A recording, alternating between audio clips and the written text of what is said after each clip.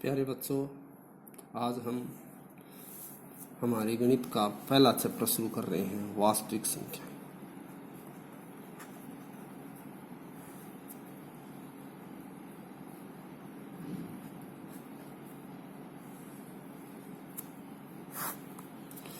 इसमें क्या है, आपने पहले कक्षाओं में सीखा है कि महत्तम समापवर्तक कैसे निकालते हैं दो संख्याओं का। जैसे एक संख्या हमने 20 और एक 4, दो संख्याएं ले ली।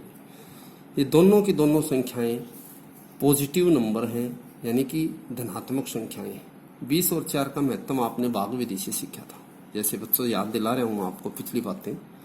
20 को 4 से भाग देना, 4 का पाड़ा गाएंगे तो 4 पंजे 20, शेष क्या बचा 0। तो यहाँ पे महत्तम क्या हुआ, अगर शेष 0 आ जाता है तो महत्तम वो संख्या होती है जिसके भाग देने पर शेष 0 आया, यानी विभाजक या भाजक संख्या बोलते हैं इसको। ये क्या है भाजक, ये क्या है भाज्य, ये क्या है भागफल और ये क्या होता है शेषफल। तो महत्तम क्या हुआ, इस 20 और 4 का महत्तम बराबर 4। और भी एग्जाम्पल लेते हैं, जैसे 30 और 6, इसका महत्तम निकालेंगे तो 30 को किससे भाग करोगे, बड़ी संख्या बीच में आती है और छोटी संख्या यहाँ, इसको क्या बोलते हैं भाजक, और इसको क्या बोलते हैं भाज्य। तो 6 बजे 30, शेष क्या आया 0। जब शेष 0 आ गया तो एचसीएफ या महत्तम, एचसीएफ भी बोल देते हैं, हाईएस्ट कॉमन फैक्टर बराबर 6। इसी प्रकार से एक अन्य उदाहरण भी ले लेते हैं, जैसे 17 और 6। आपकी किताब के ही एग्जाम्पल है ये, 17 और 6। 6 का पाड़ा गाएंगे, 6 एकम 6, 6 दूनी 12, 6 ती 18, इससे ज़्यादा हो जाते हैं, 6 दूनी 12, शेष क्या बचा 5। अब जो शेषफल था वो तो भाजक बन जाता है, और जो 6 था वो भाज्य बन जाता है। यानी ये प्रक्रिया तब तक चलती रहेगी जब तक लास्ट में शेष 0 ना आ जाए, और शेष 0 अवश्य आएगा आखिर में, चाहे कोई भी संख्या ले आओ। 5 एकम 5, यहाँ शेष अब क्या आ गया 1, लेकिन शेष अब भी 0 नहीं आया। अब 1 तो क्या बन जाता है भाजक, और यहाँ क्या था 5, तो ये भाज्य बन गया। 1 पंजे 5, शेष क्या आ गया बच्चों 0।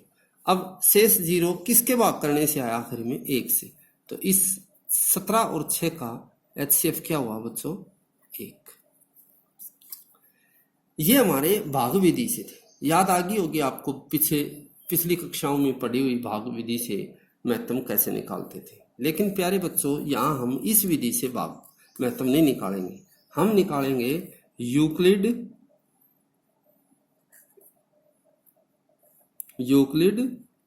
विभाजन प्रमेय का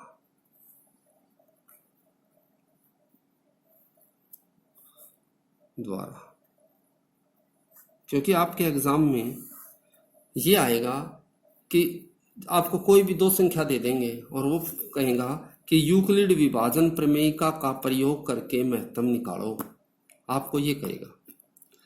तो मैं ऊपर वाले एग्जाम्पल को ही यूक्लिड विभाजन एल्गोरिदम के द्वारा भी आपको निकाल करके दिखाऊंगा। आज केवल हम इतना ही काम करेंगे, जो मैंने अब बताया है ऊपर उसी को एक्सप्लेन दोबारा से करूंगा, लेकिन यूक्लिड विभाजन प्रमेयिका के द्वारा।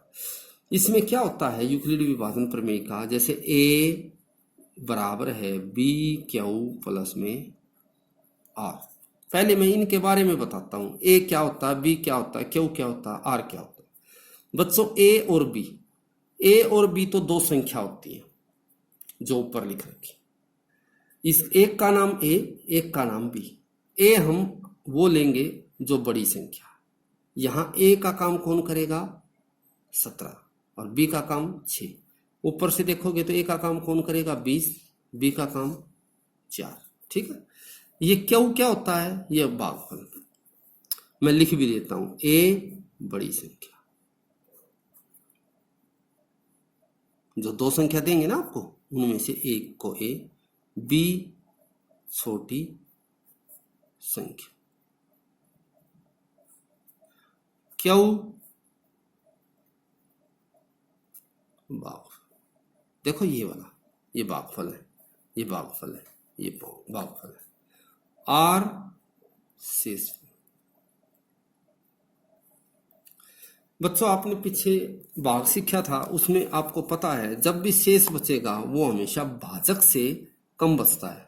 शेष की वैल्यू 0 भी हो सकती है, आर की वैल्यू 0 के बराबर भी हो सकती है और 0 से बड़ी मिलेगी, 0 के बराबर मिलेगी, लेकिन जो भाग देने वाले संख्या कौन सी है, b, उससे छोटा मिलेगा।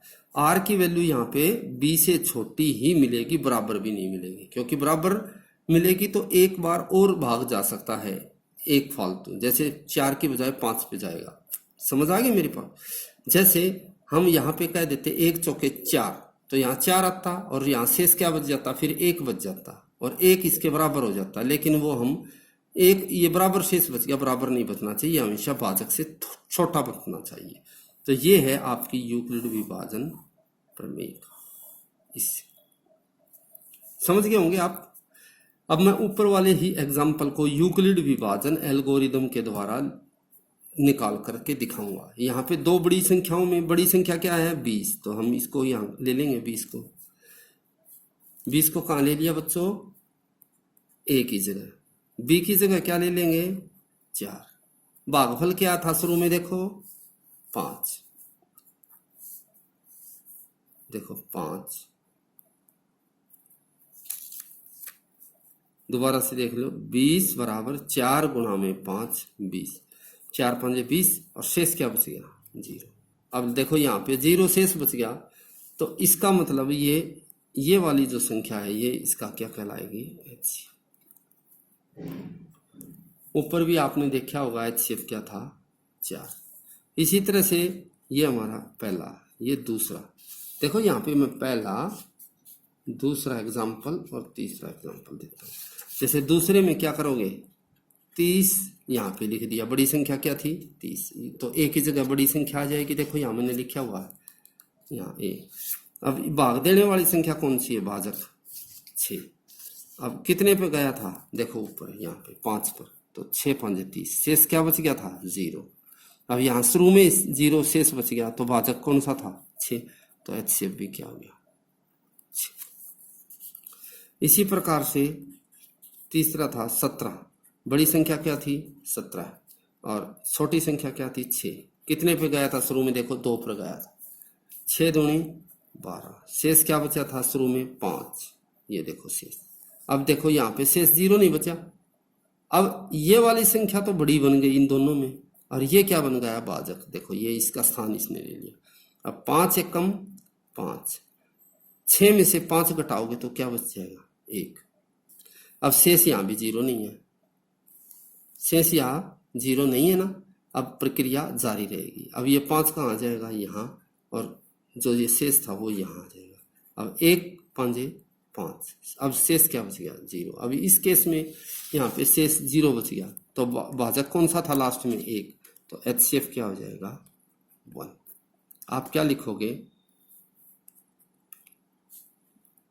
HCF 17 6 ब्रैकेट में बराबर है 1।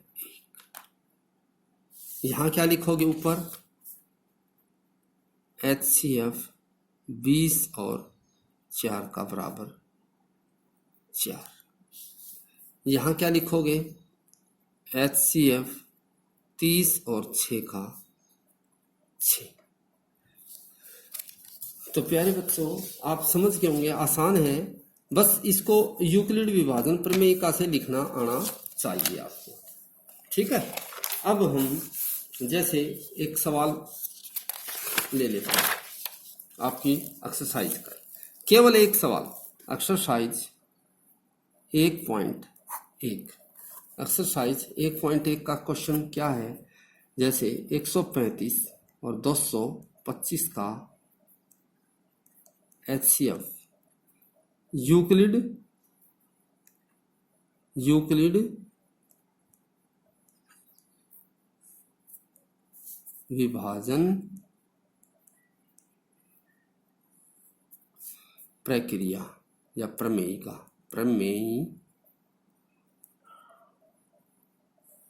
द्वारा।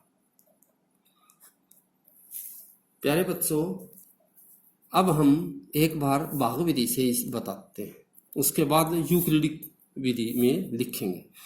इनमें दोनों में बड़ी संख्या कौन सी है? 225। इसको कहाँ लिख दिया? यहाँ पे। और छोटी संख्या 135। अब आप कैसे हिसाब लगाओगे इसको? भाग देते टाइम में भाग आता आपको।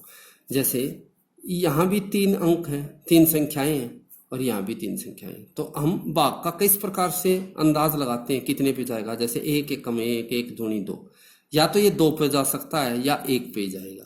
तो 2 पर जाने के लिए आपको पता है 2 से 135 की 2 से मल्टीप्लाई कराओ, 2 5 10, 2 3 6 1 7, 270, जो कि इससे ज्यादा हो गया 225। तो ये 1 पे ही जाएगा, 135। घटाओगे तो क्या बचा? 0। 12 में से 3 घटाओगे तो 9।